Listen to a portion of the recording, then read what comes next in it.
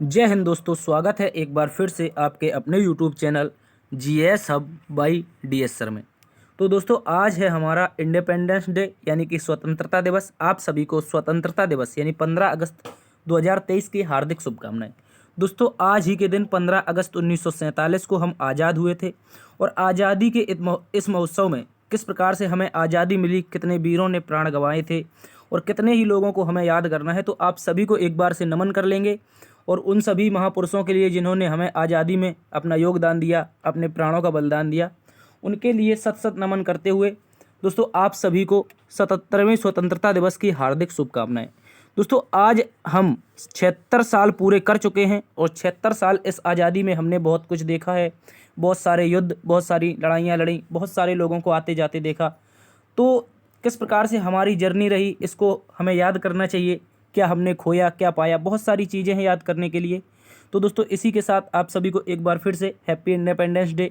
और 2023 में जो इंडिपेंडेंस डे मनाया जा रहा है दोस्तों, इसकी जो थीम है इसको याद रखेंगे।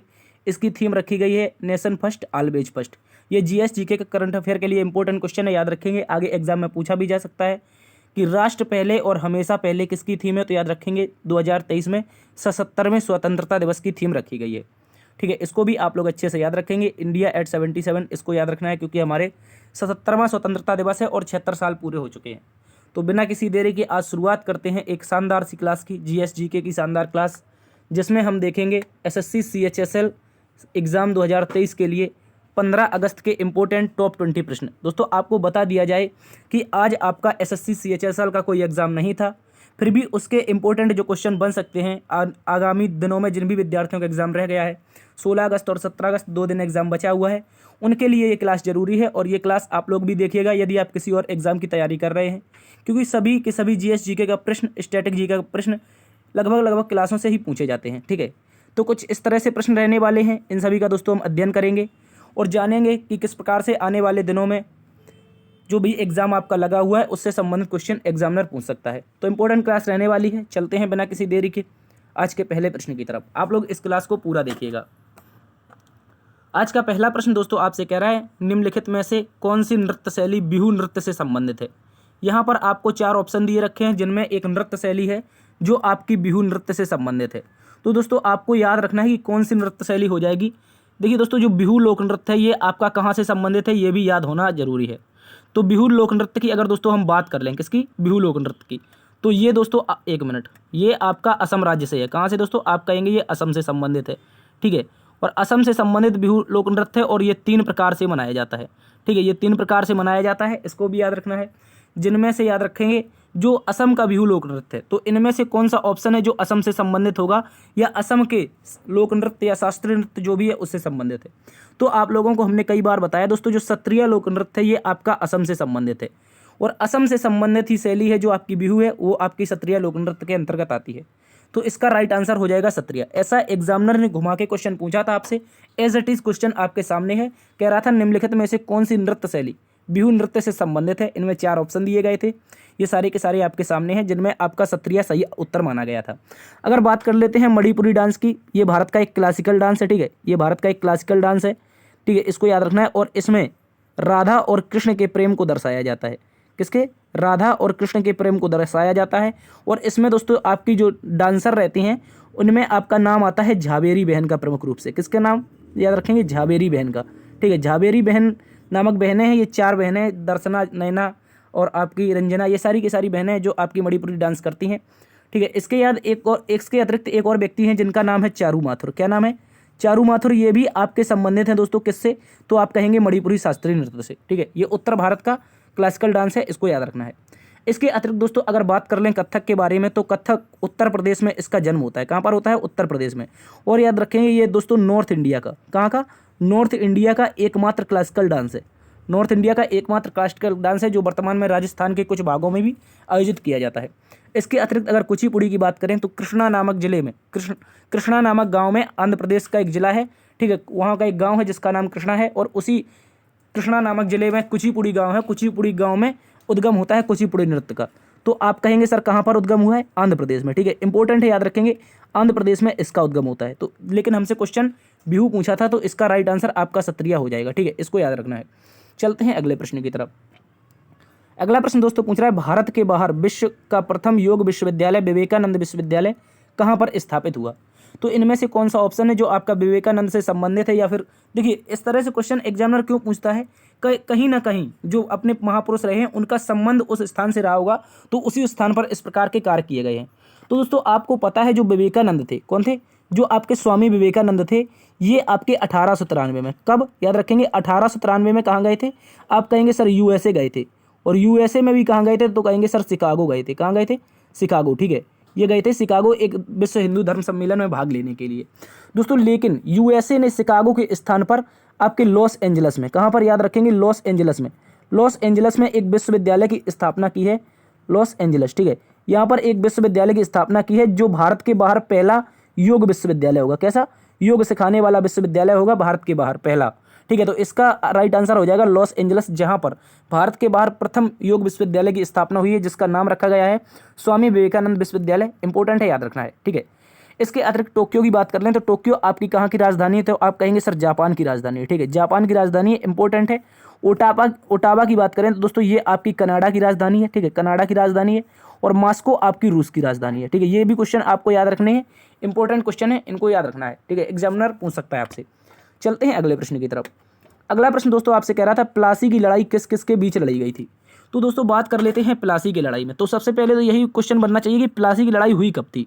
तो इसका राइट आंसर बन जाता है आपका 1757। क्या बन जाता है, याद रखेंगे, 1757 में दोस्तों, 1757 में प्लासी की लड़ाई होती है। और प्लासी की लड़ाई में कौन कौन सामने होता है, तो याद रखेंगे सिराजुद्दौला और ब्रिटिश सेना होती है। कौन सी, सिराजुद्दौला और ब्रिटिश सेना। और जो ब्रिटिश सेना थी यानी कि जो अंग्रेजी सेना थी, इसका नेतृत्व कर रहा था आपका रॉबर्ट क्लाइव। कौन कर रहा था, रॉबर्ट क्लाइव, ठीक है, इंपॉर्टेंट क्वेश्चन है, याद रखेंगे।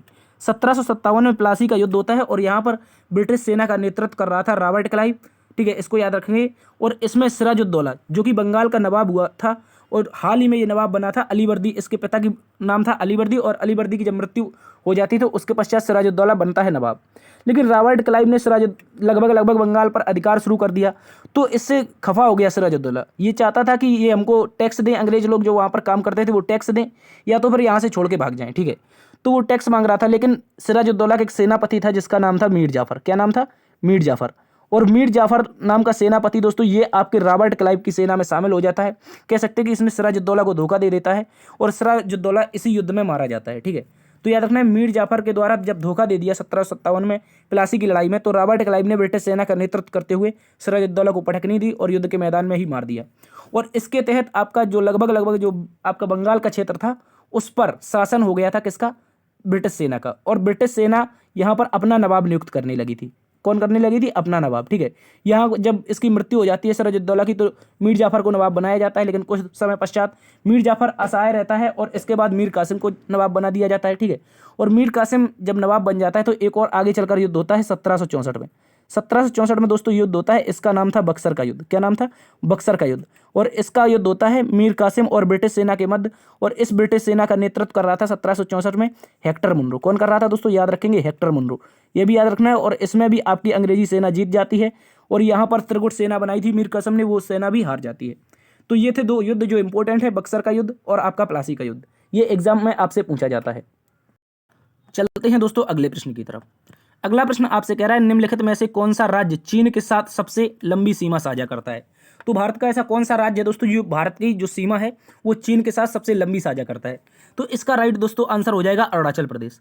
अरुणाचल प्रदेश की सीमा है जो भारत के अन्य राज्यों की तुलना में चीन से सर्वाधिक लगती है, ठीक है। तो बात कर लें सबसे पहले चीन से सीमा बनाने वाले राज्यों में, तो यहाँ पर आपका सबसे पहले कौन आ जाता है, आप कहेंगे सर अरुणाचल प्रदेश आ जाता है।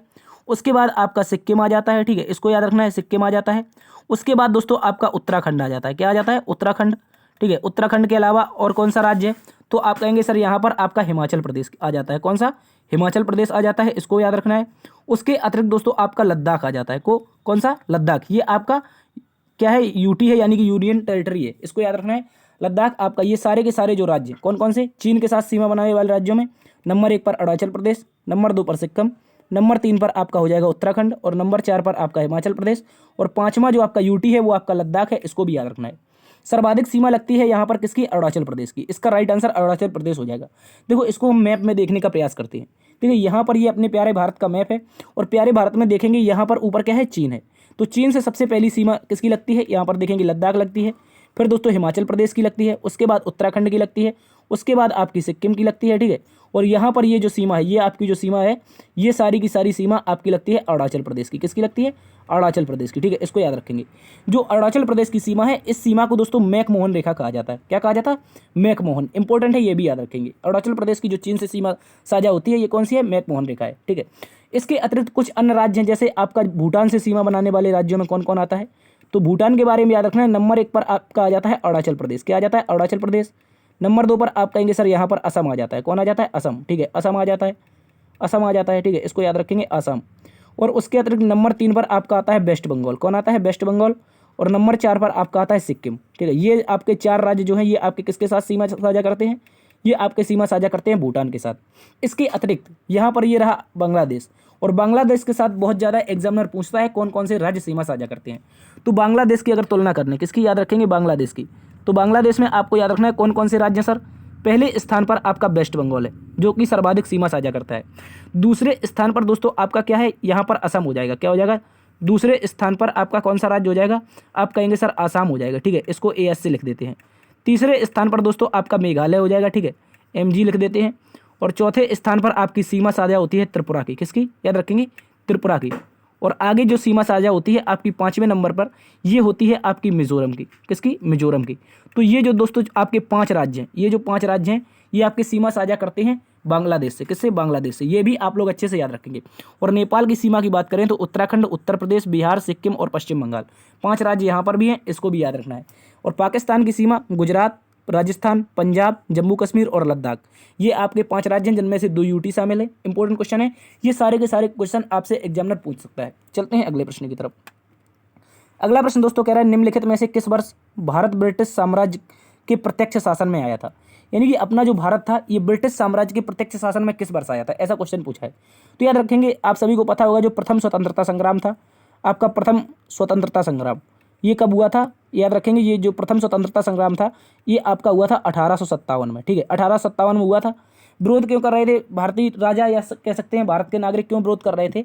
तो दोस्तों यहाँ पर जो सेना, जो आपका शासन था, वो आपका कंपनी का शासन हुआ करता था। किसका? कंपनी का, यानी कि ईस्ट इंडिया कंपनी शासन करती थी।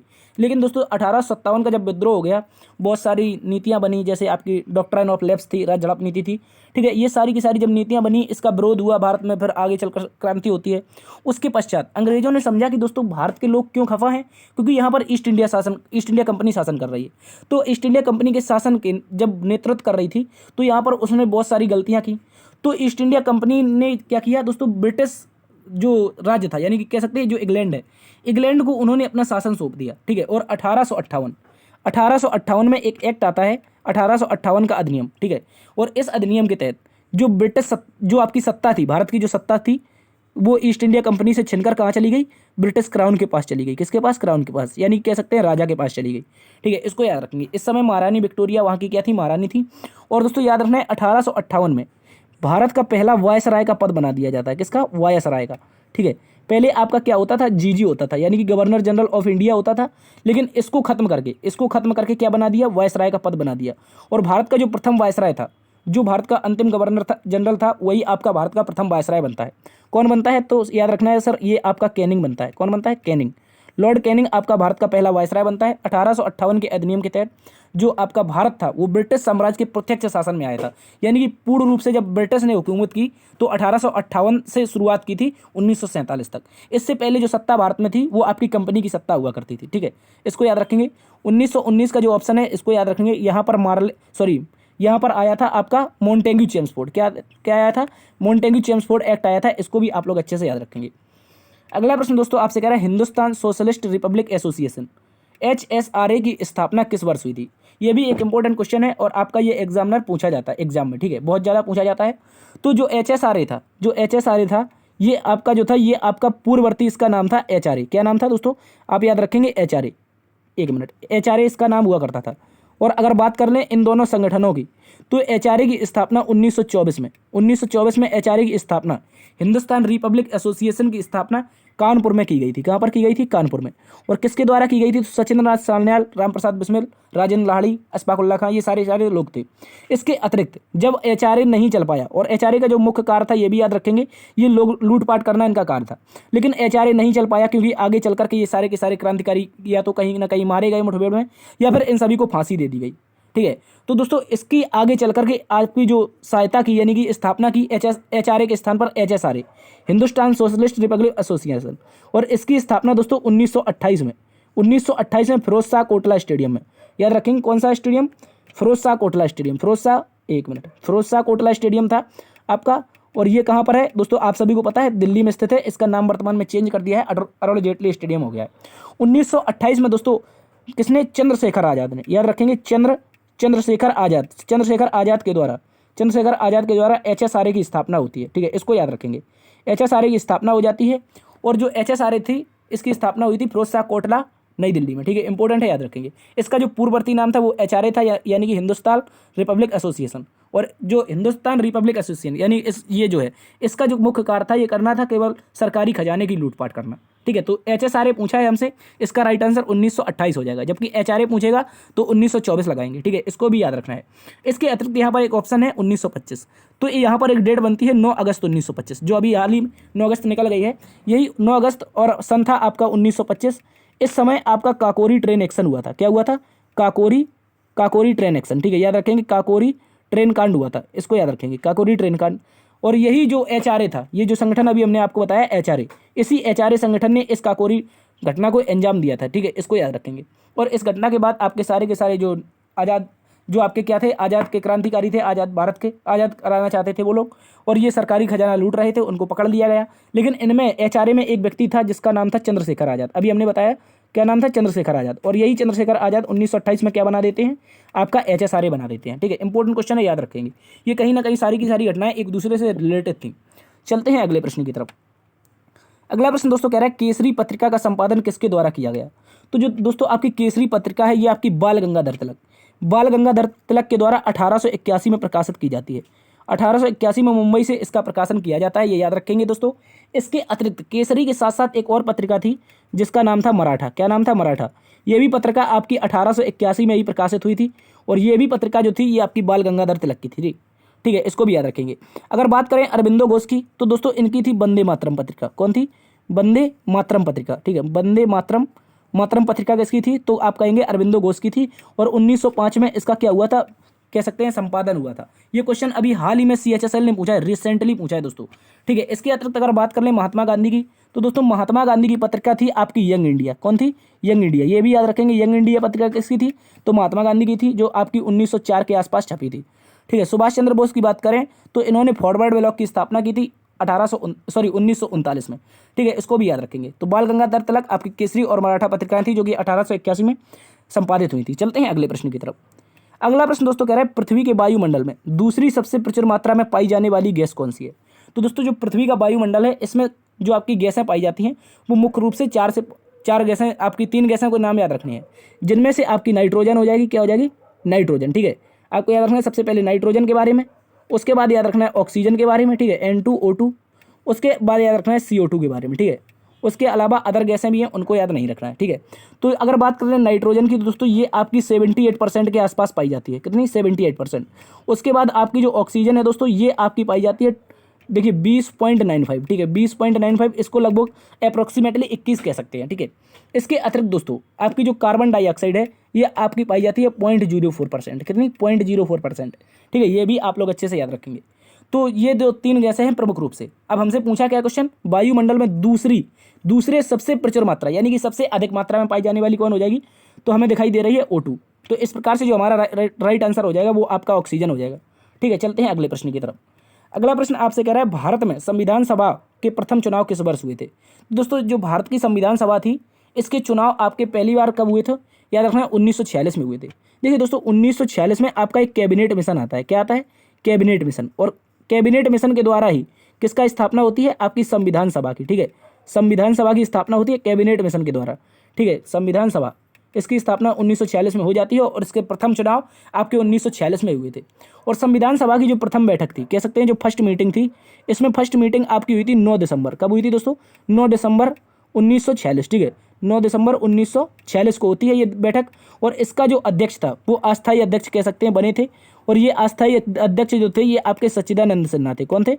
ये भी इंपॉर्टेंट नाम है, सच्चिदानंद सिन्हा, ठीक है, ये भी इंपॉर्टेंट नाम है, याद रखेंगे। सच्चिदानंद सिन्हा भारत के कह सकते हैं संविधान सभा के प्रथम अध्यक्ष थे, जो कि अस्थायी रूप से थे। जबकि स्थायी अध्यक्ष किसे बनाया गया था? तो आप लोग याद रखेंगे राजेंद्र प्रसाद को। किसको? राजेंद्र प्रसाद को क्या बनाया गया था? भारत का पहला स्थायी अध्यक्ष बनाया गया था, ठीक है, ये भी याद रखना है।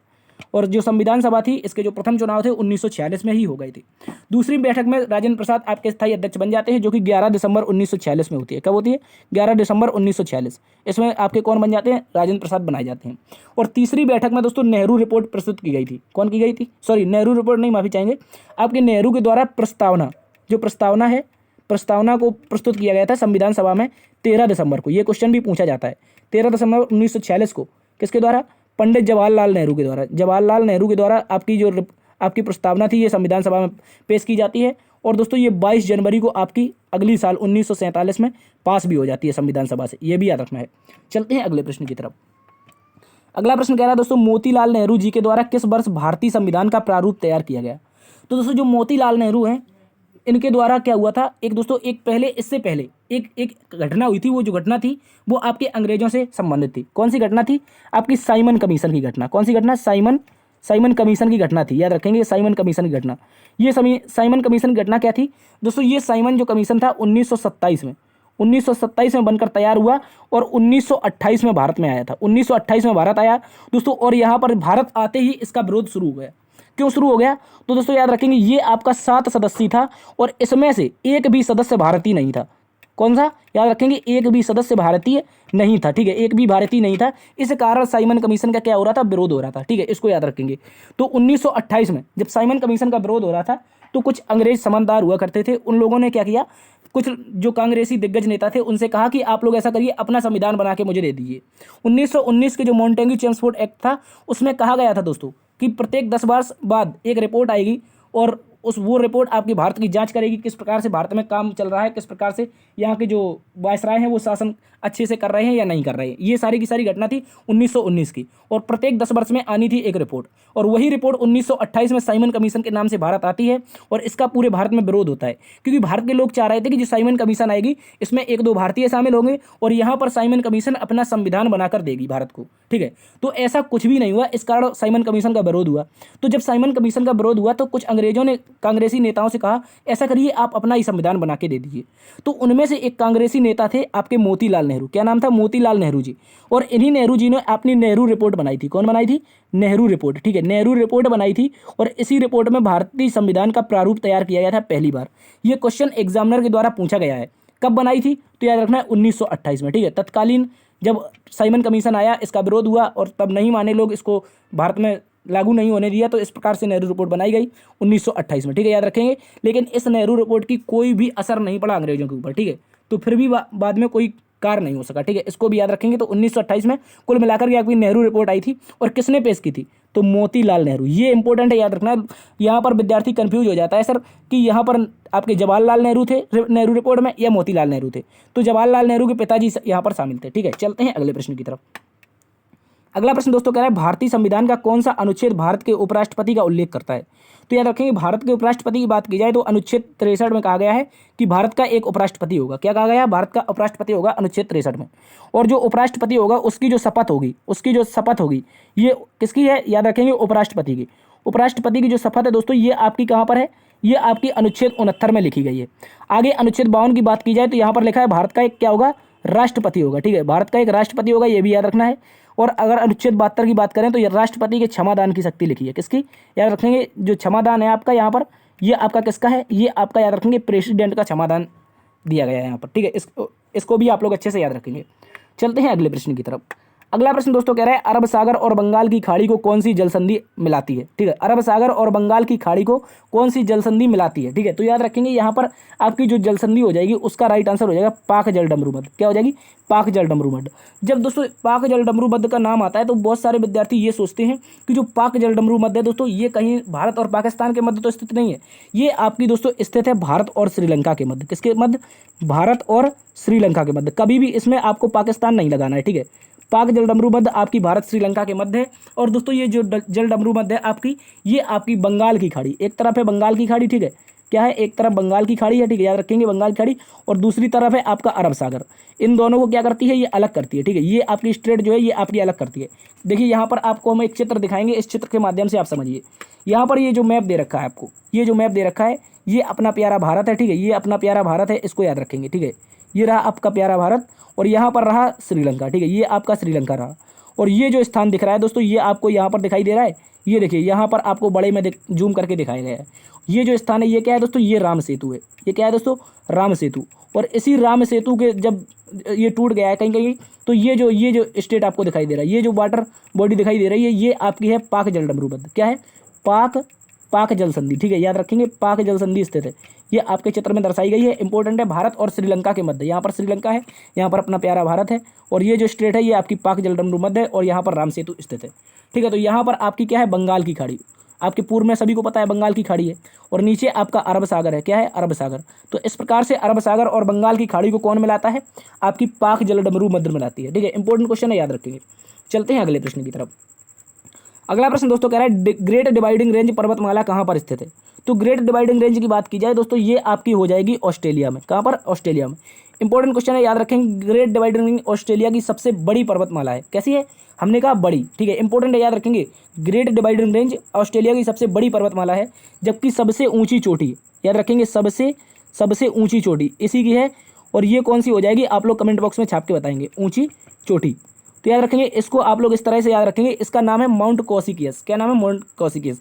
लेकिन आपको याद रखना है किसको याद रखना है, ठीक है, किसको, ठीक है, इसको याद रखेंगे। इस तरह से जब याद रख लेंगे तो आपको याद हो जाएगा। ऑस्ट्रेलिया में देखिए, जैसे ही आप ऑस्ट्रेलिया गए तो वहाँ पर बहुत सारे क्या है, पर्यटन स्थल हैं। तो आप क्या कह रहे हैं, वहाँ पर जाते ही किस को घूमता फिरूँ, ठीक है, मान लीजिए किस को घूमता फिरूँ, जैसे एक कपिल शर्मा की मूवी थी किस को प्यार करूँ, उसी प्रकार से कह सकते हैं आप लोग किस को घूमता फिरूँ। बहुत सारे ऑस्ट्रेलिया में क्या है, पर्यटन स्थल है, आप वहाँ पर घूमने गए तो किस को से याद रखना है, जो आपकी ग्रेट डिवाइडिंग रेंज पर्वतमाला है ये ऑस्ट्रेलिया में स्थित है, और यहीं की सबसे ऊंची चोटी जो है वो माउंट किस को है, ठीक है, हालांकि इसका नाम कॉसिक्यूस है, ठीक है, तो इसको लोग याद रखेंगे आप लोग।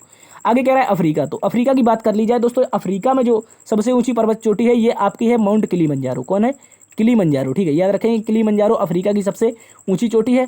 उत्तरी अमेरिका की बात की जाए तो दोस्तों यहाँ की माउंट डेनाली, ठीक है, इसका नाम अभी हाल ही में चेंज हो गया है, माउंट डेनाली कर दिया गया है, ठीक है, पहले इसका नाम क्या था, आप लोग कमेंट बॉक्स में छाप के बताएंगे। चलते हैं अगले प्रश्न की तरफ। तो ग्रेट डिवाइडिंग रेंज यहाँ पर आप मैप के माध्यम से देख सकते हैं, ये आपकी ग्रेट डिवाइडिंग रेंज पर्वतमाला स्थित है, ये आपकी ऑस्ट्रेलिया के पूर्वी हिस्से में, कहाँ पर है, पूर्वी हिस्से में। मान लीजिए ये आपका ऑस्ट्रेलिया है, तो इस हिस्से में आपकी क्या है, ग्रेट डिवाइडिंग रेंज पर्वतमाला है, ठीक है, इसको याद रखेंगे। चलते हैं अगले प्रश्न की तरफ। अगला प्रश्न कह रहा है दोस्तों जीएसटी का पूरा अर्थ क्या होता है। तो जीएसटी की बात की जाए दोस्तों, इसका पूरा अर्थ होता है गुड्स एंड सर्विस टैक्स। क्या होता है, याद रखेंगे, इंपॉर्टेंट क्वेश्चन है, गुड्स एंड सर्विस टैक्स इसका पूर्ण रूप होता है। अगर जीएसटी की बात कर लें तो सर्वप्रथम, सबसे पहले तो यही बनता है कि सर्वप्रथम कहाँ पर लागू हुई, सर्वप्रथम आपकी फ्रांस में लागू हुई, कहाँ पर हुई, फ्रांस में, ठीक है, इंपॉर्टेंट है, याद रखेंगे।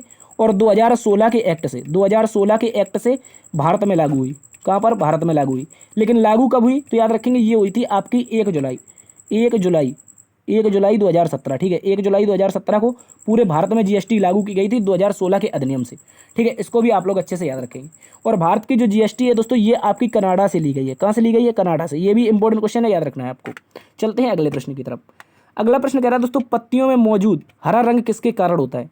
दोस्तों जो आपका पत्तियों में मौजूद हरा रंग होता है ये आपका होता है क्लोरोफिल के कारण, किसके कारण, क्लोरोफिल के कारण, ठीक है। आप कहेंगे सर ऑप्शन में तो क्लोरोफिल दे नहीं रखा है, ठीक है, ऑप्शन में कोई में क्लोरोफिल नहीं है, तो आपको यहाँ पर घबराना नहीं है, ठीक है। जो पर्णहरित होता है, जो आपका पर्णहरित होता है, इसी को हम इंग्लिश में क्या कहते हैं, क्लोरोफिल कहते हैं। इंपॉर्टेंट क्वेश्चन है, याद रखेंगे, पत्तियों में हरा रंग होता है इसी कारण। अगर बात कर लें जाइलम की, तो जाइलम क्या करता है, मान लीजिए यहाँ पर आपका ये एक पौधा है, ठीक है, ये आपका एक पौधा है, एक मिनट, यहाँ पर ये आपका पौधा है और ये इसकी बहुत सारी क्या है, जड़ें हैं।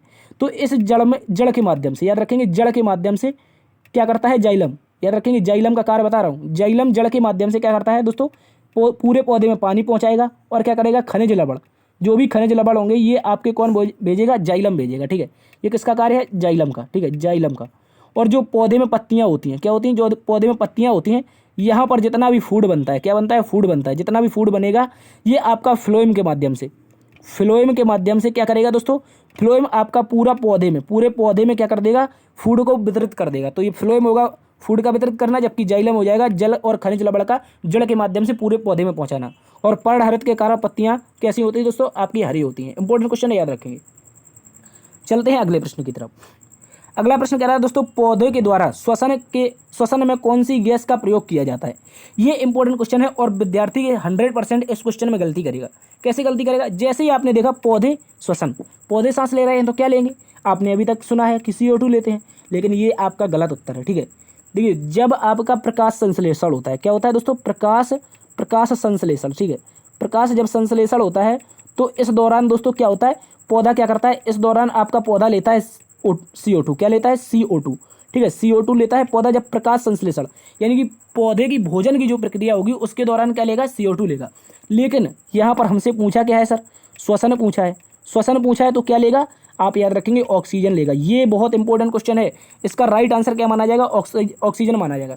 जबकि फोटोसिंथेसिस यानी कि प्रकाश संश्लेषण की जो क्रिया होगी सूर्य के प्रकाश की उपस्थिति में दोस्तों, ये आपका कार्बन डाइऑक्साइड लेगा और उत्सर्जित क्या करेगा, O2 उत्सर्जित है। लेकिन जब पौधा स्वयं में श्वसन करेगा तो दोस्तों ये आपका O2 गैस के माध्यम से श्वसन करेगा।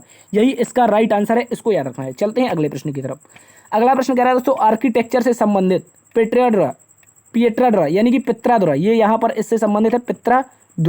पित्रादुरा शैली किस स्मारक में पाई जाती है। पित्रादुरा शैली की अगर बात कर लें दोस्तों, ये आपकी पाई जाती है ताजमहल में।